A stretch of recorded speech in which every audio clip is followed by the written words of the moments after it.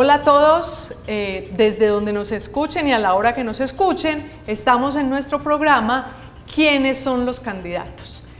Y hoy estamos con un candidato a la alcaldía de Medellín que tal vez algunos conocen y los que lo conocen, ojalá con esta entrevista lo conozcan más y la idea es que quienes no lo conozcan sepan de quién se trata, qué ha hecho en su vida, en qué cree, qué quiere hacer con Medellín.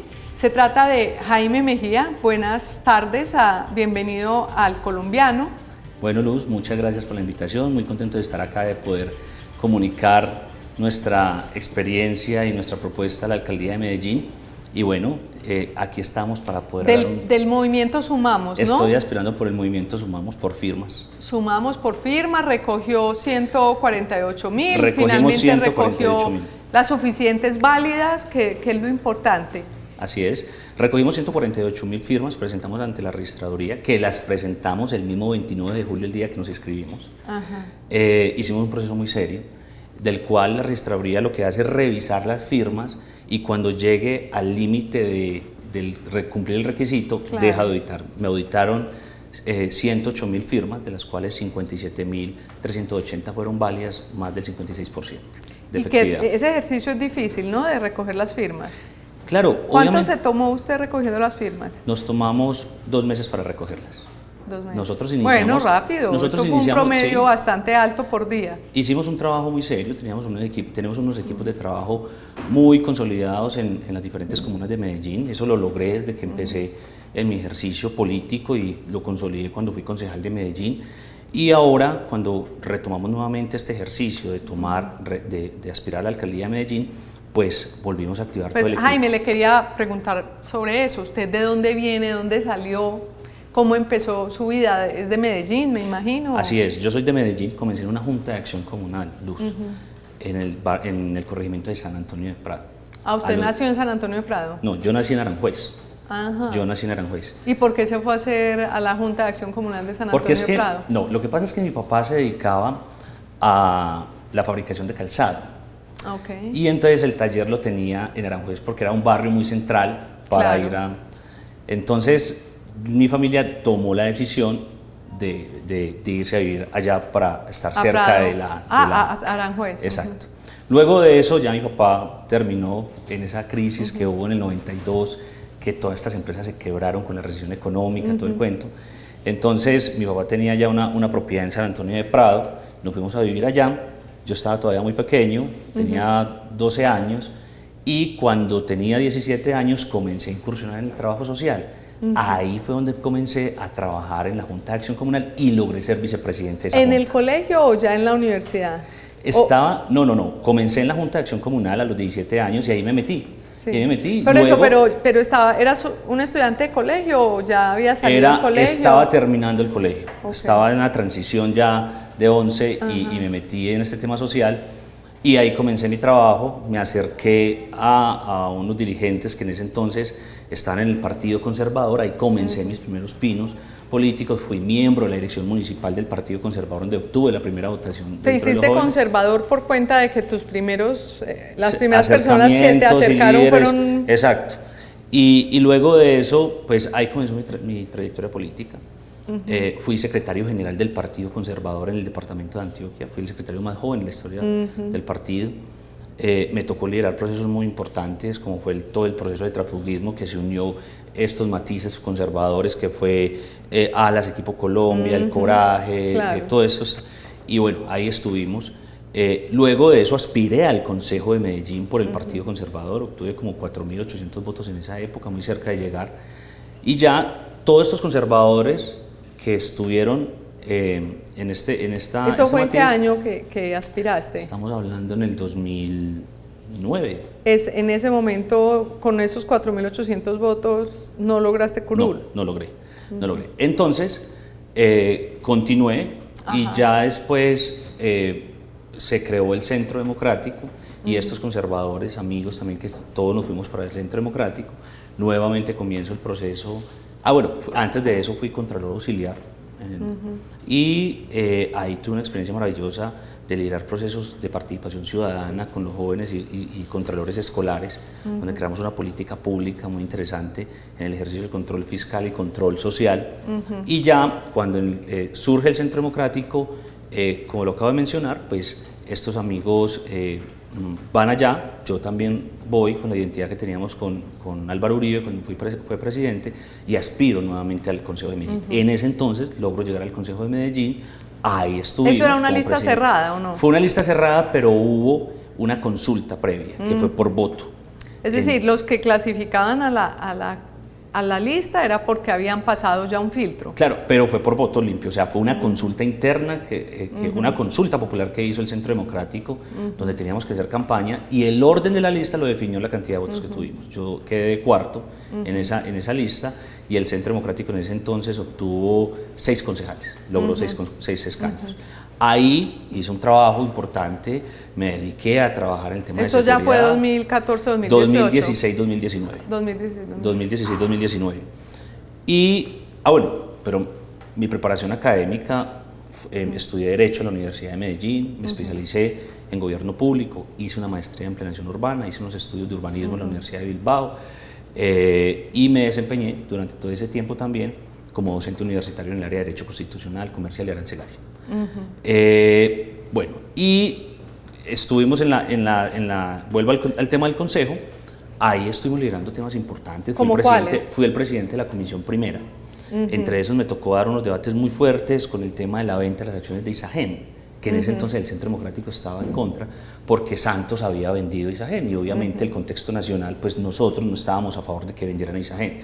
Pero Empresas Públicas de Medellín tenía que tomar una decisión de salir de esas acciones antes de la segunda OPA, porque si no perdía más de 800.000 millones de pesos. A mí me tocó liderar ese proyecto. El Centro Democrático, pues di mis argumentos, se opuso en ese entonces, pero a la final, con los argumentos que sostuvimos y con los estudios y análisis que presentamos, entendieron que era lo más sano para la ciudad. Perfecto. ¿Y qué otra cosa hicieron en eso? Lideré debates de control político, por ejemplo, en el tema de nutrición, que hoy es un tema que está agudizado. El aumento de la desnutrición en Medellín es grave, Luz, y es un tema que lo han escondido.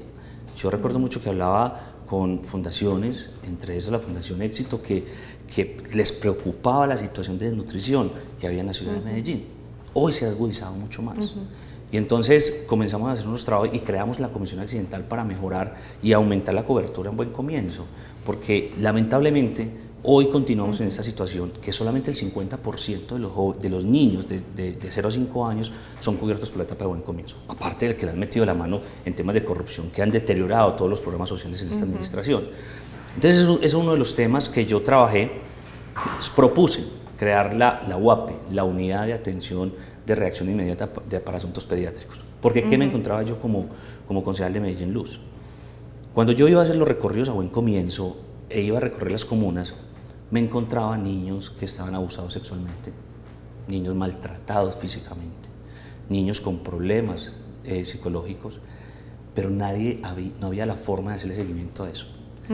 Lo peor aún es que cuando yo hablaba con las docentes de buen comienzo, me decían, sí, es que es una realidad, pero nosotros no podemos denunciar porque este niño o estos niños son hijos... ¿Y eso se aplicó? Son hijos de los muchachos del barrio y nos ponemos en peligro. Entonces yo propuse eso, pero lamentablemente no tuvo eco la propuesta por falta de presupuesto y porque la administración dijo que no había plata, pero es una de las propuestas que yo tengo para crear la unidad de reacción inmediata y que haya una unidad móvil con asistencia médica, psicológica y del Ahora ICF pasamos a las eso. propuestas, solamente para acabar un poco de terminar su perfil. Y entonces usted terminó el consejo y se fue de la ciudad. Bueno, mira, entonces yo aspiré a la precandidatura a la alcaldía de Medellín por el Centro Democrático. En ese proceso habían como 8 precandidatos en ese entonces. Se definieron que por 2 encuestas se escogía el candidato a la alcaldía de Medellín. Yo quedé de segundo. Eso fue cuando Alfredo Ramos fue el candidato. Exacto. Entonces los resultados de esa encuesta fue Alfredo quedó con el primer puesto con 21% y yo 18% con intención de voto. Termina esto y el presidente Iván Duque me ofrece, me invita a estar en su gobierno y me voy como consejero de Relaciones Exteriores en el Reino Unido. Me pareció una experiencia importante para trabajar también por el país. Ahí estuve trabajando, tuve la oportunidad de estar como embajador encargado casi la mitad del periodo. Ahí representé a Colombia en las diferentes organizaciones multilaterales que tenía Colombia participación, como la Organización Marítima Internacional, que me parece un tema demasiado importante para ahora los desafíos que tiene Medellín y Antioquia. Nos hicimos parte de la comisión de negociación con el Ministerio de Salud para traer las 10 millones de dosis de vacunas de AstraZeneca para el tema del COVID. Y avanzamos también en la comisión, en la misión en general, para la eliminación de la visa de los colombianos para el Reino Unido, que era una dificultad que teníamos nosotros los colombianos para avanzar en la conformación. ¿Al final sí la quitaron o no? Sí, ya claro, tú ya puedes se viajar. Me perdió. Tú ya puedes ya viajar se me perdió ese dato. Tú ya puedes viajar a Inglaterra perfectamente sin visa. Okay. Y estar entonces regresó usted. ¿Cuándo? Renuncio, presenté la renuncia en noviembre de 2022, y regreso a Colombia en diciembre. Ahí regreso con el propósito. Es decir, regresó hace poquito, hace 9 meses. Hace 9 meses se desembarcó. Sí. Y entonces, a partir del 1 de enero, comenzamos la campaña a la alcaldía de Medellín, renuncio al Centro Democrático y comienzo mi proceso de recolección de firmas, pues de estructurar toda la campaña para recoger las firmas y avalarme por este movimiento que conformamos que llama Sumamos. ¿Y por qué no volvió al Centro Democrático, al Partido Conservador, que era su origen? No, mira, yo creo que hoy la ciudad está viviendo por un proceso de polarización muy complejo. Y yo creo que uno lo que tiene que encontrar en un movimiento ciudadano es realmente poder recoger la mayor cantidad de apoyos ciudadanos que se identifiquen con una visión de ciudad. Cuando uno está en un partido, y tengo una gran gratitud con el Centro Democrático, tengo una gran gratitud con los dirigentes y los respeto mucho, no tengo ninguna diferencia con ellos, pero creo que la mejor manera para poder unir esta ciudad era tener la plena libertad, sin ningún sesgo ideológico, de avanzar en una propuesta seria que realmente transforme esta ciudad y que logre unir a todas las personas que quieran identificarse con esta propuesta de visión de ciudad, no de lo político, de visión de ciudad, de transformar esta ciudad de luz. ¿Y qué es lo que usted propone? Porque digamos, su perfil es un poco diferente a algunos de los que hemos entrevistado en este programa, porque es más político, es decir, se ha dedicado más a la política. Hay muchos que han hecho su recorrido siendo técnicos, otros en otras posiciones, pero básicamente usted ha estado en la política desde chiquito. Sí. ¿Y qué le propone? ¿Qué cree? ¿Cuál es su proyecto bandera para quienes nos están escuchando? Lo primero es que el ejercicio de la política es para transformar realidades. Y así lo entendí yo cuando estaba desde la Junta de Acción Comunal. Y entonces, hoy, mi visión, desde el ejercicio de mi experiencia internacional, porque lo viví en carne propia. Nosotros conseguíamos becas, por ejemplo, en la Universidad de Cambridge o de Oxford, y buscábamos, por ejemplo, la posibilidad de ofrecerlas en los diferentes territorios, en Medellín. Tratamos de ofrecer esas becas y encontramos una dificultad. El primer requisito que exigía era que el estudiante o la persona que quería acceder a esa beca hiciera un video de 2 minutos en inglés para decir por qué quería acceder a esa beca. Ahí nos encontramos el primer freno, porque se llegaba a un reducido grupo de personas o de jóvenes que tenían la oportunidad de estudiar inglés, que son los colegios privados. Pero el colegio público jamás va a poder tener esa oportunidad. Yo dije, cuando llegue a la alcaldía de Medellín, voy a masificar el inglés. Tenemos que convertir esta ciudad en una capital bilingüe para conectarla con el mundo. Nosotros estamos ya conectados con el mundo. Pero muchas veces, o he oído, pues los últimos candidatos, sobre todo los más recientes de años pasados, también proponen eso. ¿Qué es lo que ha pasado? ¿Por qué no funciona? Pues, yo creo que no ha habido la visión y la voluntad y la determinación para hacerlo. Además, porque también son contextos distintos. Yo creo que ahorita lo del COVID ha facilitado mucho la posibilidad de fortalecer la educación virtual. Y eso es lo que yo estoy proponiendo, una escuela pública bilingüe, que nosotros podamos conectarnos con cualquier profesor nativo de habla inglesa o británico o americano y que pueda ustedes de un clic, porque las plataformas ya existen. Si tú miras la BBC, hay una plataforma BBC Learning que tú puedes estudiar perfectamente inglés. Entonces, yo traté desde la embajada, y lo hicimos en ese entonces, que cuando estaba Manuel Santiago en la junta directiva de Manuel Santiago Mejía. Sí, en la junta directiva de Sapienza, yo hablé con él y le propuse, y empezamos a avanzar. En ese entonces estaba, no sé si todavía está Carlos Chaparro, está en Sapienza, porque la idea era traer profesores británicos a que le enseñaran a los profesores acá y a los jóvenes, y hacer un intercambio de profesores colombianos o de Medellín para llevarlos a Inglaterra a que aprendieran inglés y hacer un intercambio de enseñanza español-inglés. Bueno, eso no resultó, pero yo sigo en ese propósito. Entonces, ¿qué es lo que hay que hacer? Hay que crear la escuela pública bilingüe y crear el ecosistema bilingüe, Luz, porque es que va a ser muy difícil si solamente ofrecemos el inglés, pero no creamos un ecosistema en la ciudad y vinculemos al sector privado, a ustedes los medios de comunicación y a la academia, para poder lograr esa transformación. ¿Ya ha hecho la cuenta de cuánto costaría eso o cómo se financiaría? Mira, yo estoy planteando un modelo de ciudad que precisamente con el aumento de la inversión extranjera y con proyectos de infraestructura, de proyectos macroeconómicos que están ligados no solamente al desarrollo de Medellín, sino al de la región, nosotros potenciemos esa inversión extranjera y termine representándose en nuevos ingresos con el ICA. Impuestos, con claro, impuestos pero parte de la base de que la inversión extranjera va a crecer en Medellín. ¿Por qué va a crecer? Porque esa es la estrategia que nosotros vamos a diseñar. Por ejemplo, nosotros vamos a poner a Medellín en el epicentro de los negocios, de los negocios y del turismo en el mundo. Así funciona en el mundo, Luz. Tú veías, por ejemplo, en Londres, y pasaban los buses y tú veías promocionando ciudades del mundo en Inglaterra, porque las ponían en el epicentro como cualquier negocio. La idea mía es meter a Medellín en una maleta e irme a vender. Claro, pues que un inversionista no va a invertir porque vea en un bus No, señora. En Londres la promoción de Medellín. Qué pena me da. ¿Sabes por qué? Allá hay muchos inversionistas con ganas de invertir, pero no hay quien lo reciba. Claro, pero los inversionistas buscan son otros indicadores, no propiamente la propaganda. Pero bueno, vamos a propiciar los espacios. Pero entonces, mira, una de las cosas para propiciar esas comunicaciones, y que las viví como diplomático, es que la diplomacia está solamente centrada en la Cancillería. Y las regiones poco hacen de diplomacia para vender la ciudad, para hacer ruedas de negocios, para darle las posibilidades y las garantías a un inversionista de lo que a ti te inquieta, para que se aterrice en una ciudad como esta. Porque ahora la verdad los países son efímeros. Donde se aterrizan las inversiones son en los municipios. Y es lo que tenemos que lograr, vender a Medellín ofreciendo seguridad, ofreciendo las condiciones económicas para poder que esa inversión extranjera se asiente en esta ciudad. Pero te voy a decir algo, ¿sabes por qué? Porque en Urabá se va a construir Puerto Antioquia.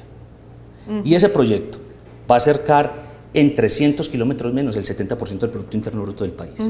Luz, si nosotros nos preparamos, entonces ¿para dónde se va a ir esa demanda financiera? Si nosotros no hablamos inglés en el negocio marítimo y de exportaciones e importaciones, ¿para dónde se van a ir esas empresas?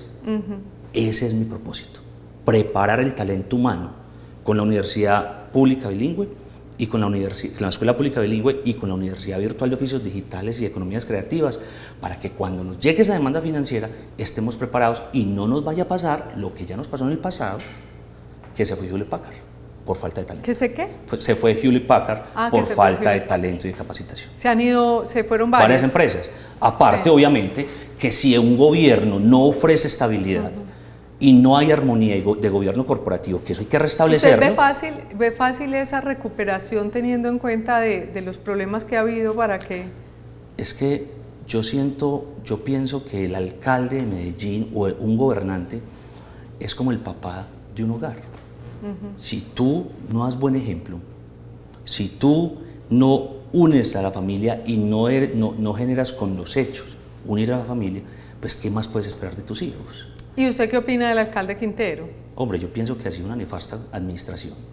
Yo pienso que no comparto para nada la manera como ha gobernado, no comparto para nada la manera como ha dividido la sociedad. Yo creo que esta lucha ideológica le ha hecho mucho daño a la ciudad y al país. Lo único que ha hecho es restar y dividir. hoy está deteriorada la ciudad. Pero peor aún, todo el mundo queda en lo mismo, porque si tú te vas para el otro extremo ideológico, estás haciendo exactamente lo mismo. Hay otra situación, pues, del último tema ya programático, el tema de EPM. ¿Qué lectura tiene? ¿Qué propone? ¿Qué cree que hay que hacer ahí? Con EPM lo que hay que hacerla es despolitizarla, poner un verdadero gerente que administra esa empresa como una empresa y no que la maneje como una secretaría de despacho. Una persona que tenga el suficiente carácter para administrar y manejar los negocios de empresas públicas de Medellín, reorientando obviamente también con ese sentido social que debe tener empresas públicas de Medellín. Hombre, Luz, aquí el 25% de la ciudadanía se está muriendo de hambre. Las mujeres, ustedes que representan el 52% de la ciudadanía, el 29% están yendo a la cama aguantando hambre. Y se gastan... ¿Pero qué tiene que ver con EPM? Espera un momentico. ¿Qué tiene que ver con EPM? Porque EPM ofrece agua potable y alcantarillado. Una ciudad que no ofrezca aún el 100% de agua potable y alcantarillado, pues tenemos un alto grado de pobreza multidimensional.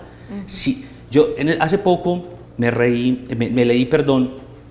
el libro de Faciolince, de Héctor Abad. De Héctor Abad Faciolince, El olvido que seremos. Hace 50 años atrás estábamos discutiendo todavía sobre la masificación de agua potable, la gente se moría por agua potable. Es más, en ese entonces por la pasteurización de la leche. Y hoy seguimos en esta misma discusión en el siglo XXI. ¿Cómo que EPM no tiene nada que ver? Claro que tiene mucho que ver. Porque bueno, pero tenemos los indicadores de muertes por agua no potable, ¿cuáles serían los indicadores de muerte por agua no potable en Medellín? No necesito tener muertes, Luz, en la ciudad para ver las realidades de esas comunas. Que no hay agua potable. En todas partes del mundo hay pobreza, en todas partes. Pero aquí hay pobreza multidimensional. Aquí no hay agua potable, aquí no hay alcantarillado.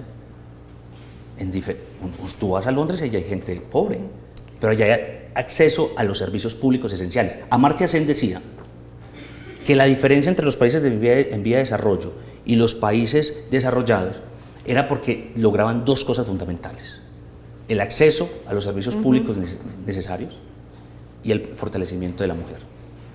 Por eso empresas públicas juegan un papel importante. Jaime, yo no sé, Jaime Mejía, del movimiento Sumamos, no sé si se le queda algo que usted considere importante. Me imagino que muchas cosas se quedan en el tintero, pero si algo que diga, pues no pueden irse sin saber esto de mí, de lo que les estoy proponiendo, tiene una última palabra. Bueno, Luz, yo estoy planteando un modelo de ciudad distinto. Medellín se tiene que convertir en una capital mundial. Nosotros no podemos seguir pensando que esta ciudad se va a manejar como un pueblito, como una ciudad pequeña, que está desconectada de la realidad del mundo, de 4 montañas nada más. Por eso hablo que voy a generar 1 millón de empleos nuevos y lo voy a generar como alcalde de Medellín, puede ser el detonador del desarrollo económico del departamento de Antioquia. Yo hice en estos días una propuesta a los alcaldes del área metropolitana, a los candidatos a la alcaldía del área metropolitana, Urabá y Río Negro, que unifiquemos los programas de gobierno en los temas principales. Medellín, como hablaba, que los retos principales que tiene la ciudad de Medellín en temas de movilidad y vivienda se tienen que mirar articuladamente con el área metropolitana. Tú sabías que el 52% de las personas que viven en Itagüí trabajan en Medellín. El 47% de las personas que viven en Bello trabajan en Medellín. El promedio es de 37%. Los temas de movilidad hay que resolverlos. Yo soy magíster en planificación urbana. Y si una ciudad así se planifique, no se trabaja en la unificación del transporte masivo y transporte colectivo, poco se ha avanzado. Poco se ha avanzado. Bueno, entonces, ese es mi modelo de ciudad, un modelo que la internacionalicemos y que logremos solucionar de fondo problemas, por ejemplo, como la prostitución, que hay que regularla. Hay que regularla porque llevamos más de 12 años. No vamos a contar todo el programa de gobierno acá porque se nos fue el tiempo, solamente era un brochazo de su programa. Era más importante conocerlo, saber cómo piensa, de qué ha hecho, y yo creo que eso lo resolvimos. En El Colombiano lo que queremos es tener una plataforma. Todos los videos con las entrevistas de los candidatos los pueden buscar en la página, en el canal de YouTube del Colombiano, y también en la página web. Ahí encontrarán, para que ustedes, cada uno se haga una idea de quién es el que más puede sintonizar con lo que usted cree que que se necesita para mejorar a Medellín. Muchas gracias, Jaime Mejía. No, gracias a ti por la invitación. Y éxitos en esa campaña.